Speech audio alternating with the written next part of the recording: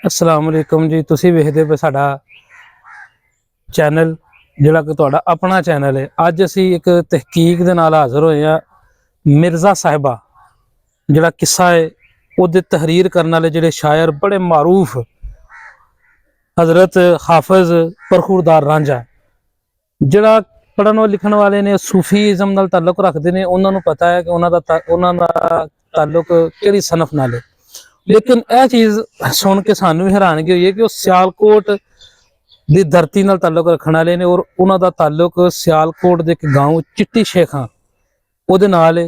हाफिज़ परखुरदार रांझा और बड़ा मशहूर एक मिर्ज़ा साहबा का कलाम है। मैं नील करया नील कां मेरा तन मन नीलो नील, मैं सौदे कीते दिलों दे ते धर ले नैन वकील। ये इन्ना मशहूर मरूफ कलाम है कि जो इस कलाम नूं असीं सुनने तो सानू फौरन एक मिर्ज़ा साहबा का किस्सा जिहड़ा ना वो साडे नज़रां दे सामने आ जाता है। अज असीं जनाब मौजूद हाँ तुहानूं विखाण वास्ते लैके आए हैं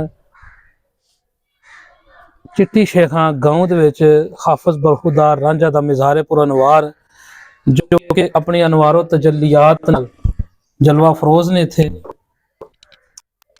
ते उस तो अलावा जनाब अगर तुसीं वेखो कि लाइट वगैरह का बंदोबस्त अंदर मज़ार शरीफ च है, बिल्कुल सादा मज़ार है।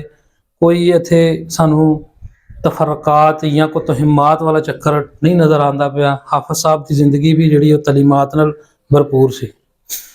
ते हाफिज़ साहब की तारीख जी 300 साल कबल दी, 300 साल पहले यानी 11वीं जी हिजरी है ना उहदे विच इन्हां दा तल्लुक नज़र आता है कि इस चिट्टी शेखां च मौजूद सन। इस तो बाद अगर असीं जिक्र करिए तो बड़ा पुराना कब्रस्तान है। कब्रां कई अपने असल हालत चों खत्म हो चुकी हैं और नई जगह नई कब्रां ने ले ली है। हाफिज़ साहब ने जिन्हों चिल्ला गाह जी जगह नूं बनाया ना वो असी देखने कि मस्जिद है जी 3 सदियां कबल हाफिज़ साहब ने तमीर कराई सी और इत्थे चिल्ला अपना करते रहे ने। इस मस्जिद का ताल्लुक और हाफिज़ साहब का ताल्लुक ही सानू दसदा है कि उन्होंने जो हिफज किया है और बड़ा एक खसूसी मुहब्बत रखते हैं कुरान शरीफ नाल ते ओ अदब नाल। और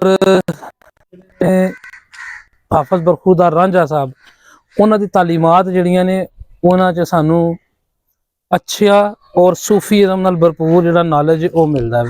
यह मस्जिद तुसीं वेखदे पे हो, मस्जिद नूं तो जदीद दौर टाइल वगैरह लग गई है, ठीक है। लेकिन उदों अज तो 300 साल पहले तुसीं अगर इहदा तसव्वुर करो तो जिहड़ियां उस जमाने च मस्जिदां होंदियां सन इनू उस ही स्ट्रक्चर ते बनाया गया सी।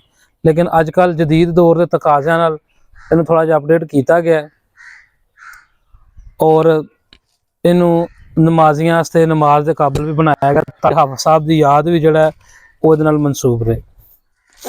एक होर चीज़ कोई खाना नहीं है कि अज पता जदीद पानी जनाब मोटर आने पानी आ जाते फिल्टर वाले पंप लगे ने पानी शानी पीने वास्ते। पहले जमाने च लोग दूर दराज कुएं चों पानी लैन जाते सन, ठीक है।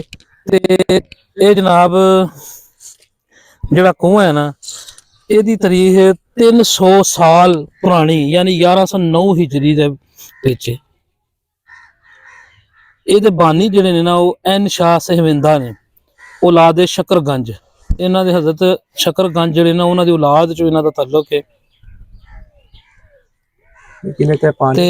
लेकिन अगर तुसीं वेखो कि वो अजकल कौन कुएं चों पानी पींदा है, तो लिहाजा बिल्कुल वीरान कुएं अगर असीं देखिए तो पाक। लेकिन इनू एक उन्होंने की कीता वे इस कुएं नूं जिन्ने औराक मुकद्दस औराक ने उन्होंने रखने वास्ते एक नजरिया बना लिया ताकि चलो जो मुकद्दस औराक ने उन्होंने बेहरमती ना होए और उन्होंने ठिकाने जो लगाया जा सके। 300 साल 3 सदियां तो मुहीद है हिस्सा है जोड़ा 1-2 दिन की गल नहीं है। तो बड़ा एक कह लो इलम तो भरपूर हाफिज साहब की जिंदगी भी गुजरी है, मस्जिद नाल उन्हां दी मुहब्बत और कुआं जिहड़ा इत्थे तमीर करवाया गया सी। मकसद मेरा ख्याल जिहड़ा कहंदा यही सी कि मस्जिद च लोग आन ते तहारत वगैरह करन, वजू वगैरह करके नमाज पढ़न। तो जबकि जदीद दौर हुण मोटर वगैरह लगी है, टूटियां लगियां ने, तो लिहाजा कुआं जिहड़ा आहिस्ता आहिस्ता आहिस्ता आहिस्ता मफकूद हो गया, अपने अंजाम नूं पहुंच चुका है। हुण सिर्फ एक बाडी और रह गया जिन्होंने जदीद दौर दे विच सिर्फ मुकद्दस औराक नूं तलफ करन वास्ते या उन्होंने एक महफूज जगह ते रखने वास्ते इस्तेमाल किया जा रहा है। भी एक पुराने दौर की कोई इमारत हाँ जी, एक उस दे नाल इधर भी जरा देख लेने है कि शायद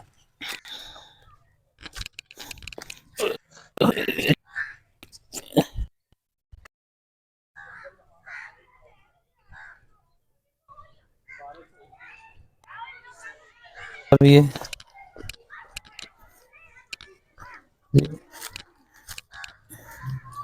इत्थे भी ना एक सिर्फ चार दीवारी स्ट्रक्चर ते पुराना ही लगता पाया।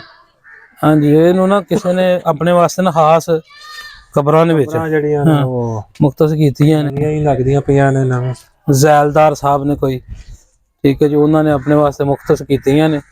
एक दो कबर है भी, नहीं है, लेकिन जगह बनी हुई थी मौजूद।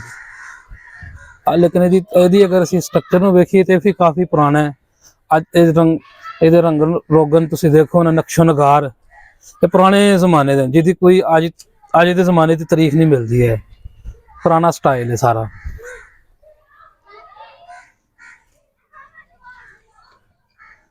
ਤੇ ਅੱਜ ਦਾ ਮਕਸਦ ਇਹ ਸੀ ਤੁਹਾਨੂੰ ਕਿ ਸਿਆਲਕੋਟ ਦੀ ਧਰਤੀ ਜਿਹੜੀ ਹੈ ਇਹ ਹੀਰਿਆਂ ਨਾਲ ਭਰੀ ਪੜੀ ਹੈ। ਇਲਮ ਦੇ ਖਜ਼ਾਨੇ ਹੋਣ, सूफीइज्म दे होन, या जनाब किताबी होन, इलमी होन, माहिर होन, हुनर च होन, अल्लाह ताला ने इस धरती को बड़ा नवाजा।